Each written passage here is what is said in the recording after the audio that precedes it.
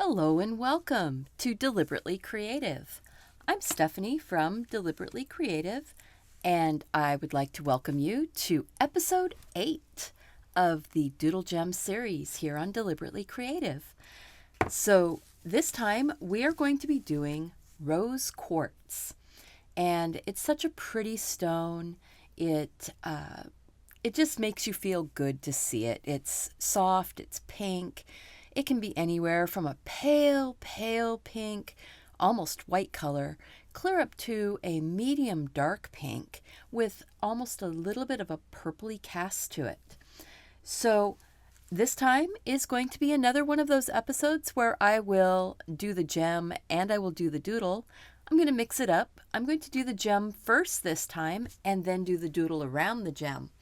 So here we go. Rose Quartz is going to be done with Crayola color pencils. I will be using the pale rose, the pink, the white, the bubblegum pink, a little bit of the magenta, a little bit of the mauve, and for my shadows, for my darker areas down around where the stone meets the doodle, will be some cerulean blue. I love this color palette. It is so soft. It is so pretty. It's a very gentle palette. It just makes me smile. It makes me happy to see it. I'm going to freehand a heart. There's nothing drawn on the paper right now, because I want to do a heart-shaped rose quartz. You can buy heart-shaped rose quartz. Rose quartz tends to be one of those stones that isn't cut into facets very often. They will facet pure, clear rose quartz, but for the most part, rose quartz is translucent, not transparent. So it will glow with light, but it doesn't tend to be clear enough to see through.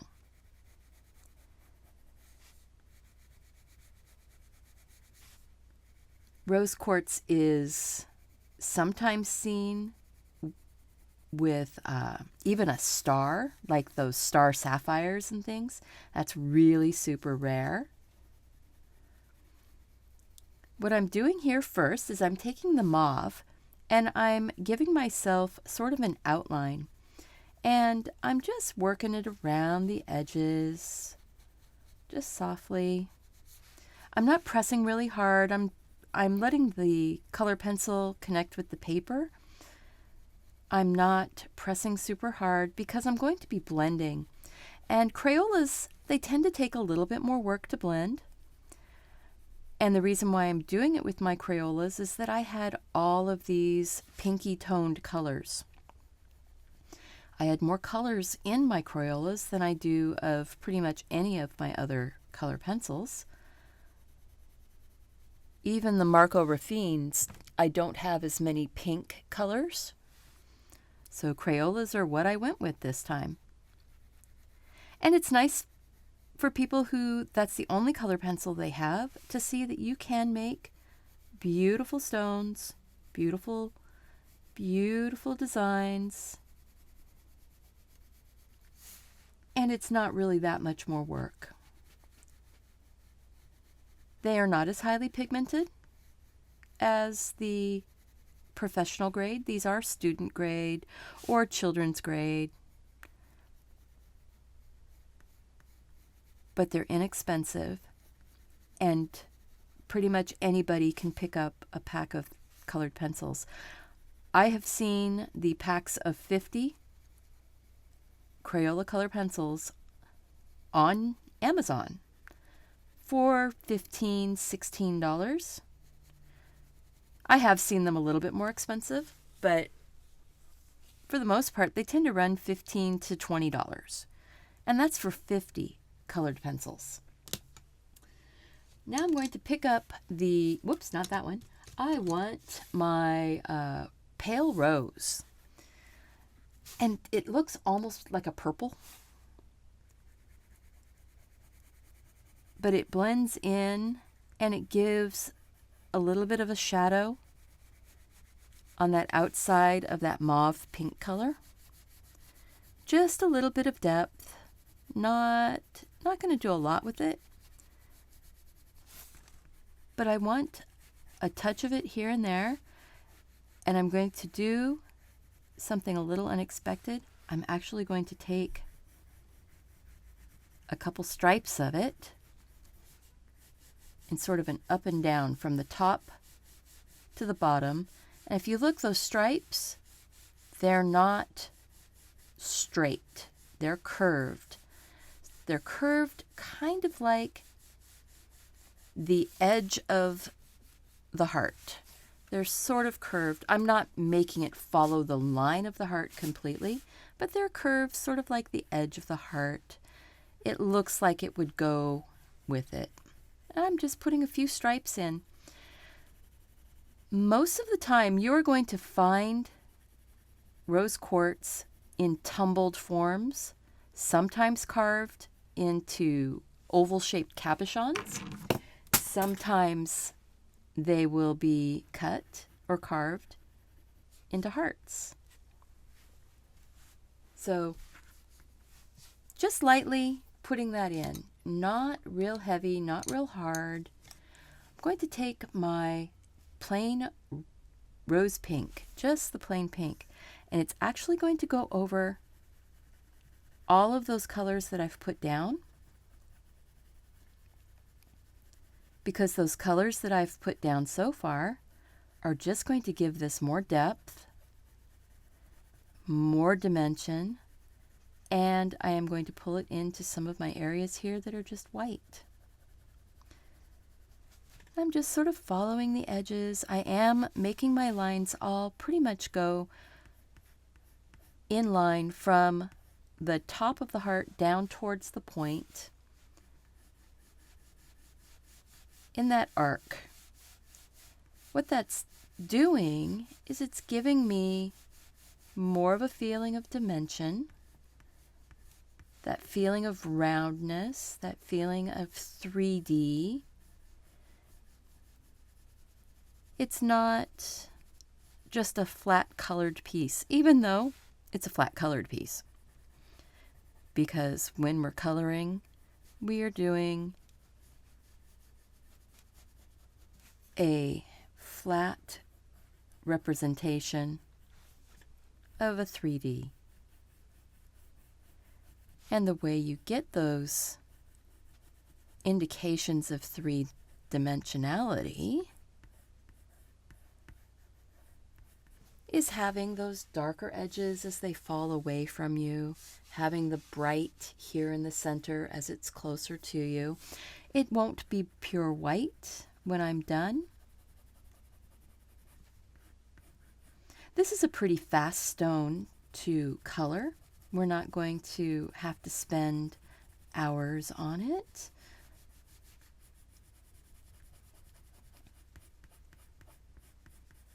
If you start getting to a point where you go, oh, I like it at that point, stop. Don't go any farther. If you like it, you have drawn it the way it was supposed to be. You can work on this as much or as little as you want.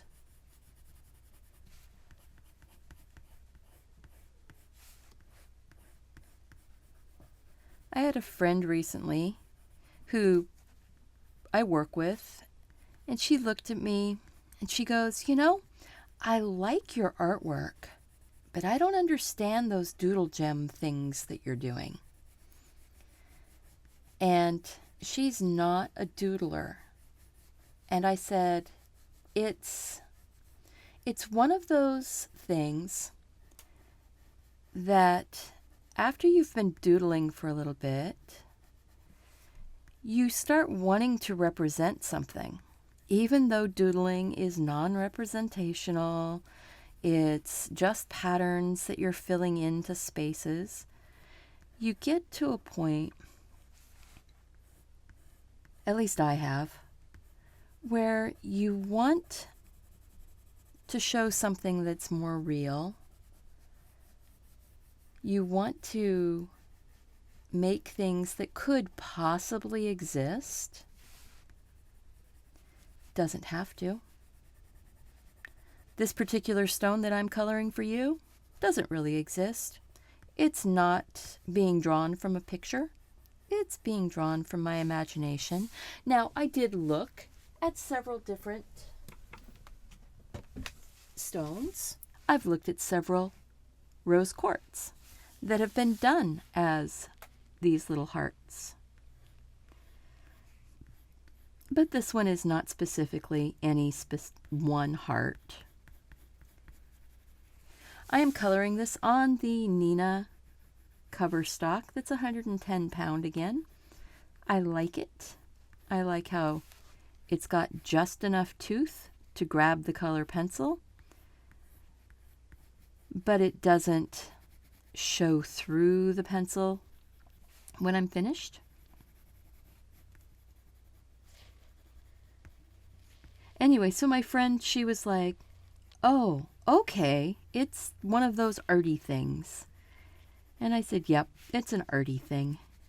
And she laughed.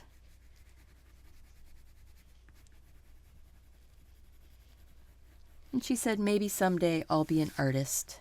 And I said, well, all you have to do is decide you are one.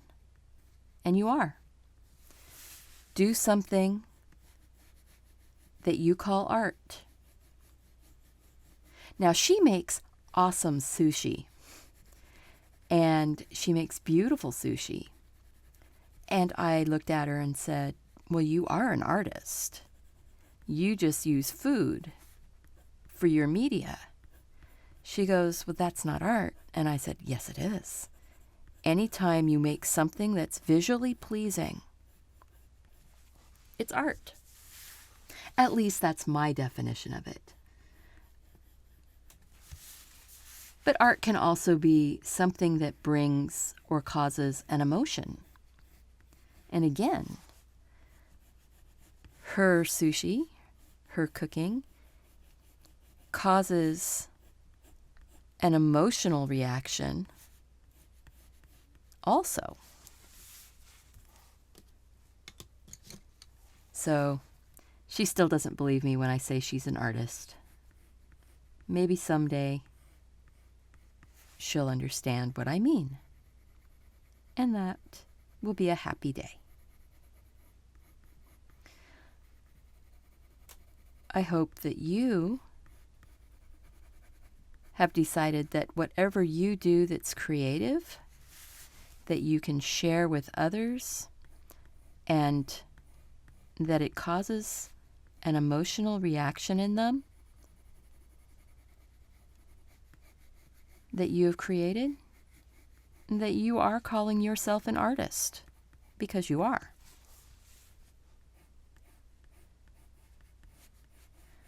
I just happen to be one of those people that my art, I want it to be pleasing. I have not gotten to a point yet where I can, I don't know, be controversial. I'm not a controversial type of person. I'm not a political person. So those aren't things that I'm necessarily ever going to put in my artwork. I'm much more along the lines of this heart. My joy, my art, the way my heart works and wants to share is very much the way this rose quartz is. There's many layers to rose quartz. There's inclusions, there's little things trapped inside. That's what causes it to not be totally transparent. Little bits inside the stone, the glass, well, the glass-like structure of quartz that would normally be transparent because of all the little things that are inside. It blocks some of the light from going through, but it glows. It glows from within. It glows because of the light shining on it. Now I've just been picking up my pencils and I just keep talking, but all I'm doing is filling in and layering. I want to make sure that I've got a couple spots that are staying white or lighter. So I'm going ahead and just burnishing the whole thing now with the white colored pencil. I'm doing it in, again, still staying in the shape of the stone, shape of this gem.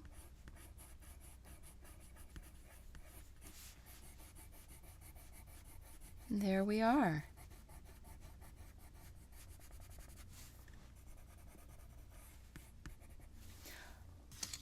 And let's see here. One of those things that causes the shine to come through, taking that white gel pen. I need to start it off over here on another piece of paper. There we go. That white gel pen. And I'm just giving it some shiny bits. A little bit of shine here.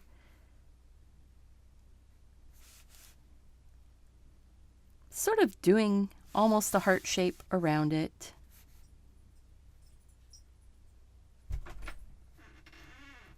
Okay, if you hear funny noises, that's my dog coming through the door.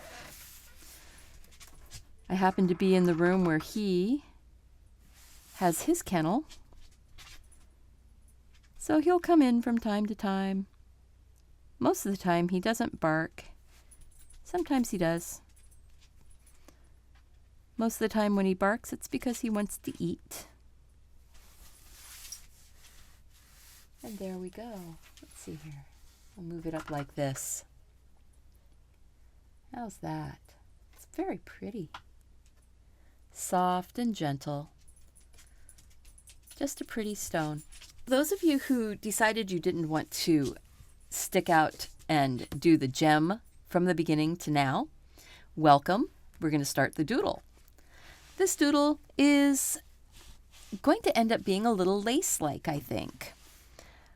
I have an idea, and I'm thinking that it's going to be like that. Let's see here. Let's see if I can go this way with it. Yes.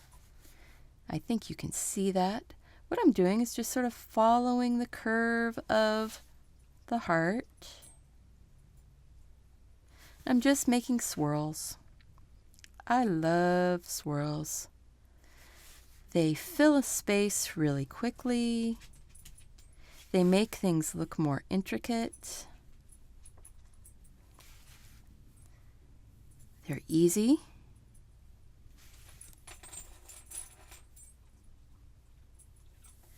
And they don't require too much thought. The things that I'm thinking about right now is I'm thinking about following the shape of the heart. So I'm drawing my little tail and then I'm curling up around it. And for the most part, when I'm curling up around it, I am trying to touch. Trying to touch right here. Sometimes it happens, sometimes it doesn't. Don't worry if you don't touch, because we will be doing something in a second that will make it all look like it goes together no matter what. These are relatively the same size, but not exactly. They are not being measured. They are not being counted. I don't know how many I'm doing.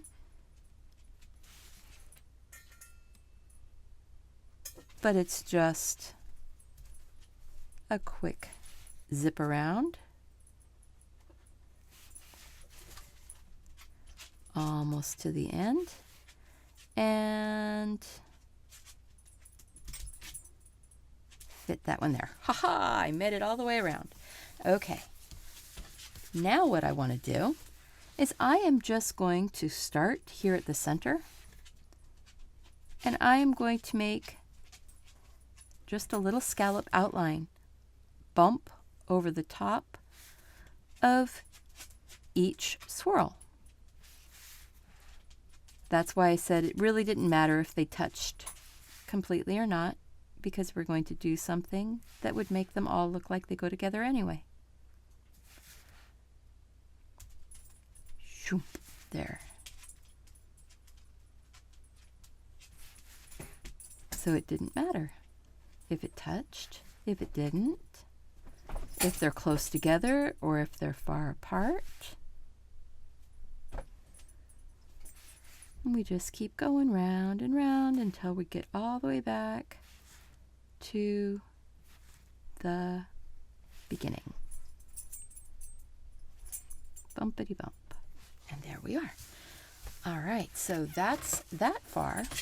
All right, so now what we're going to do is I want to put some little scallops going around the outside.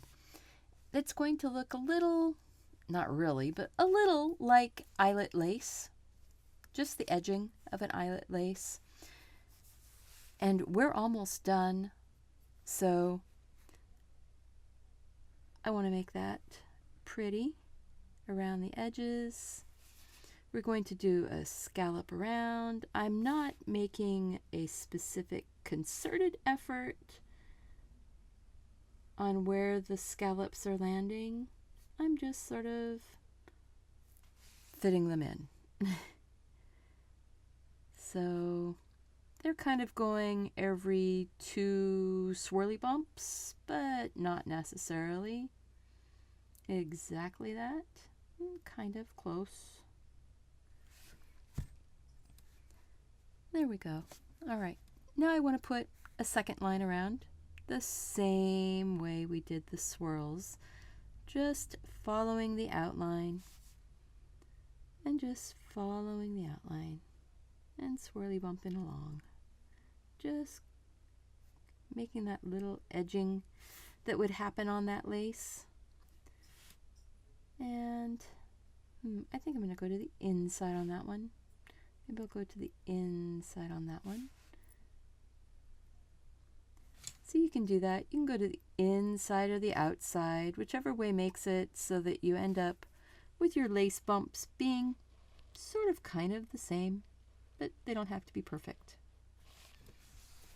All right. A couple more things and we'll be done. Now what I want to do is put the little eyelets in.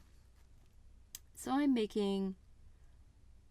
just making three little sort of seed shapes in my bumps here.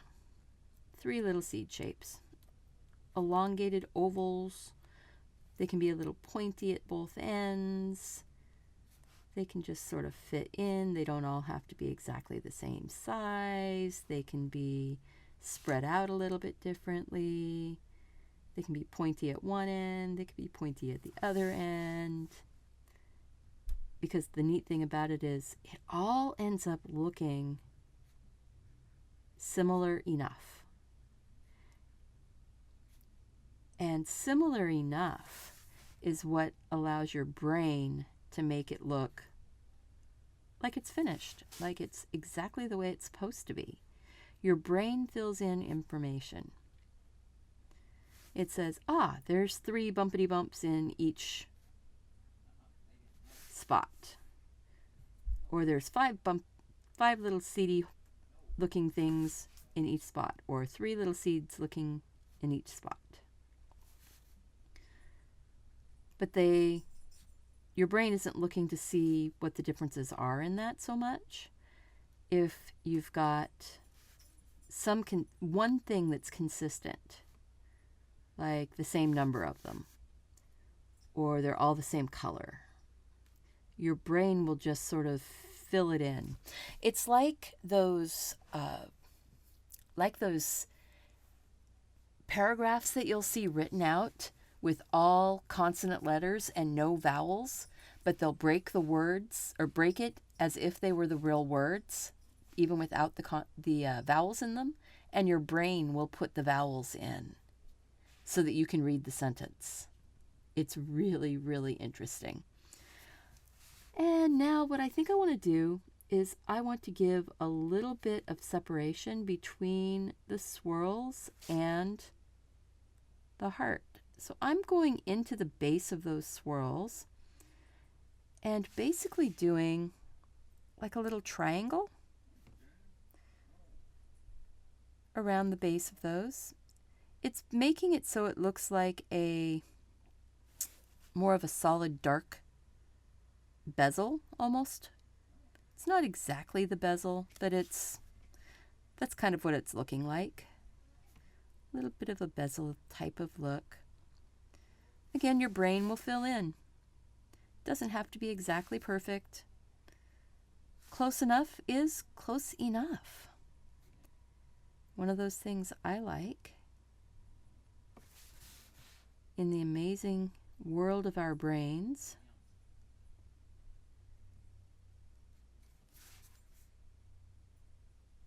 is that close enough in art is close enough. Okay, close enough's not going to get you a building built that will stand tall, but close enough when you're doing something that's going to be a card, something that's not life dependent, is good enough.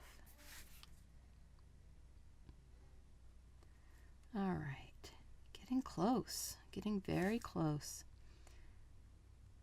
A little bit deeper on that one.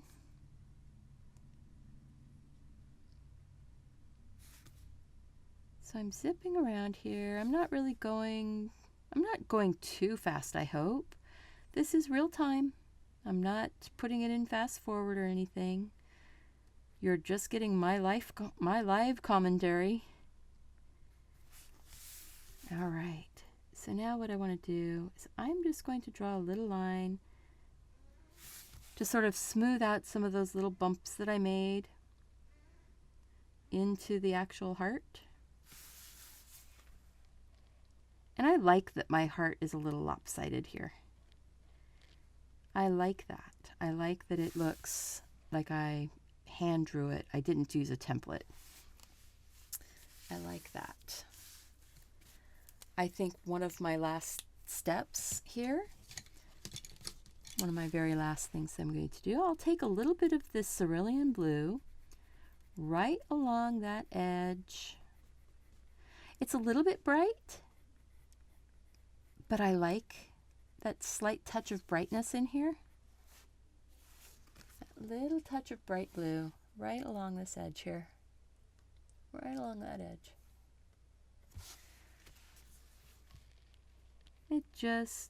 It makes me happy. And this is just to make me happy. And then my very last step, I want to put a little blue shadow around my lace. Just a little blue shadow. And what I'm doing with this blue shadow is I'm thinking, okay, the light's coming from up here, hitting it more this way, which means that there would be more shadow this way. So the bottom edge of these bumps is getting more shadow, and then it thins out as it goes up. And then the bottom side of that bump is getting more, and then it thins out as it goes up. So it's darker underneath here, and it's lighter up there. And up here, it's just really only being there because I want a little bit of blue to follow around. This down in the side deep in between the bumps is getting some blue. And then as I come around this outside over here, I'll start getting some more shadow again. Start getting some more shadow again. And then this is getting deeper because we're coming closer and closer towards the bottom of the heart. There we go. And then this one is going to be pretty much all the way across. I'm not pressing really hard. I'm letting the paper just sort of grab the pencil. I'm just letting this pencil glide along.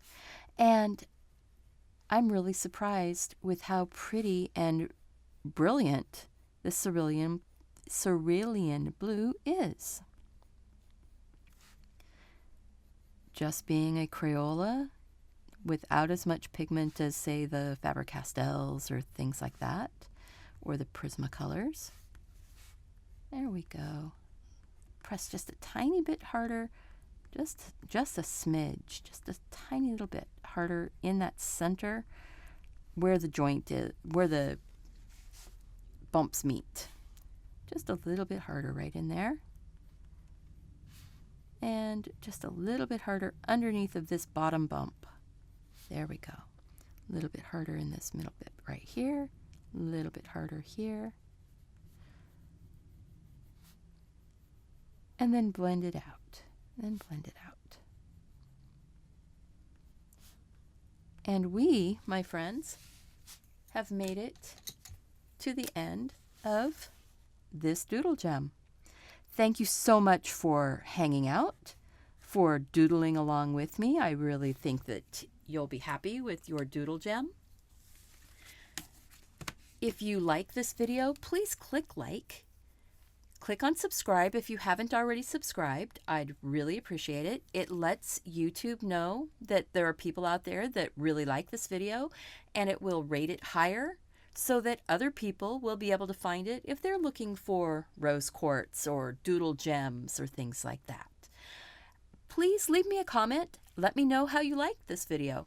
And if you have any comments or ideas about other gems that you would like to see me do, put that in the comment section also. I had a couple different people asking for the rose quartz, and so here it is. Thank you. Remember, go out and do something creative. Take care. Bye-bye.